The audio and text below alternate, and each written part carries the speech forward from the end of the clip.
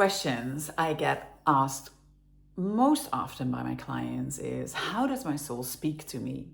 And I find that question fascinating because it assumes something. It assumes that your soul has one voice, one channel, one way of communicating, almost as if one day your soul will suddenly appear and say, hello, this is your soul speaking, move to Bali, start the business, end the relationship, kind regards, your soul. Life would be a lot easier if that would be the case, but it's not, right? And after years of guiding people through transformation, leadership, embodiment, soul-led living, I've come to a very different conclusion. I don't think your soul has one voice. I think your soul speaks through your entire human experience. The question isn't, is my soul speaking? The question is, do I recognize the language? Now, before we go any further, I want to make something very clear. Just because your soul is communicating doesn't mean you'll actually automatically hear it clearly. In fact, most people don't. Not because they're doing something wrong, but because the signal is moving through layers of conditioning, fears, old beliefs, emotional patterns, trauma, nervous system responses, attachment, old identities. It's a little bit like listening to a radio station, but they're static. The music is there, the signal simply isn't clear. And this is exactly why embodiment matters, why healing matters, while nervous system work matters, why learning to trust yourself matters, why learning how to open your channel matters. Because as you clear the noise and reconnect yourself, the volume of your soul naturally becomes louder. Not because your soul starts speaking, but because you begin hearing it more clearly.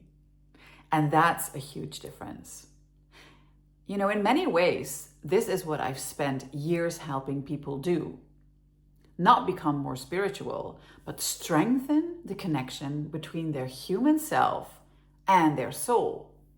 To recognize the signal, to trust it, and ultimately to embody it. Because your soul is constantly communicating. It's so beautiful. So let's look at some of the ways your soul does that. The first is through the mind. And no, I don't mean, the overthinking. I don't mean the mental loops. I mean clear seeing, clear hearing, images, visions, dreams, symbols, downloads, insights that just suddenly arrive.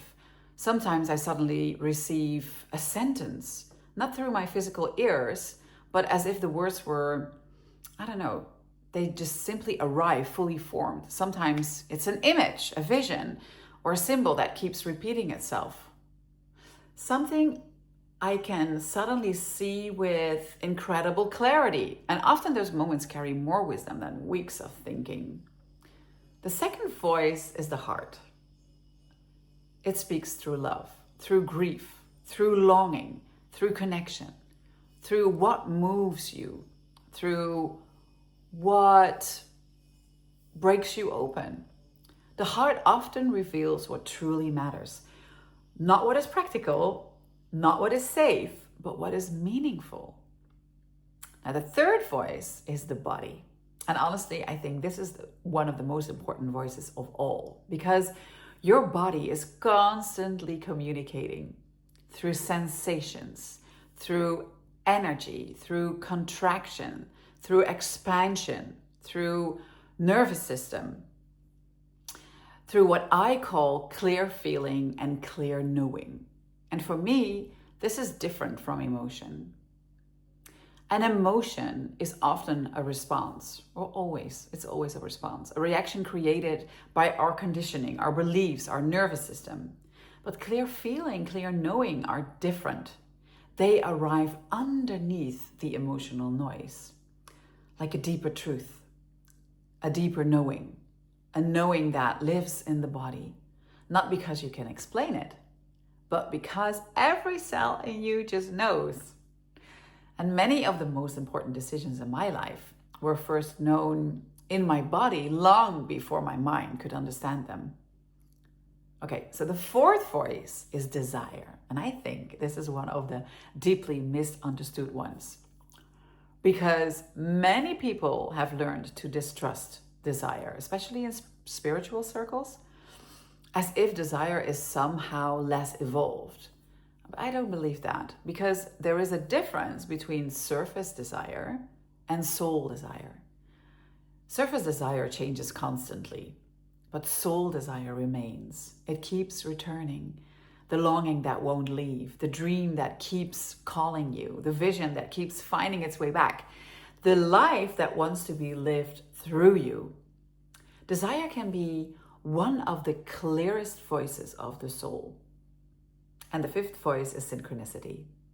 You know, that book that appears 3 times a week or 3 times in 1 week. The conversation that answers a question you've been carrying. Or the person who unexpectedly reflects back exactly what you needed to hear. Life is constantly speaking. The question is whether you're listening. And then there is the field itself as the 6th way. The energy, the frequency. What keeps showing up? What keeps asking for your attention? What calibrates on the right level? Because I've noticed something. The soul is remarkably patient. It rarely shouts. It rarely forces. It simply keeps whispering again and again and again. Through the mind, through the heart, through your body, through your desires, through synchronicities, and through life itself, through your whole human experience. And maybe that's why so many people believe they can't hear their soul, because they're waiting for one voice or one sign or one undeniable message, while their soul has been speaking through 10 different channels all along. And perhaps the real journey isn't learning how to hear your soul. Perhaps the real journey is learning how to hear it more clearly, to strengthen the signal, to trust what you're receiving, and ultimately to become the person who is willing to live it. Because the greatest transformation doesn't happen when your soul finally speaks. The greatest transformation happens when you stop doubting what you've already received, what you already know. I'd love to hear from you in the comments.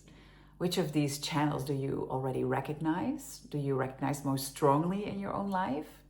And if these conversations around embodiments, soul consciousness, multidimensionality, human evolution resonate with you, please subscribe to the channel. And thank you again for being here.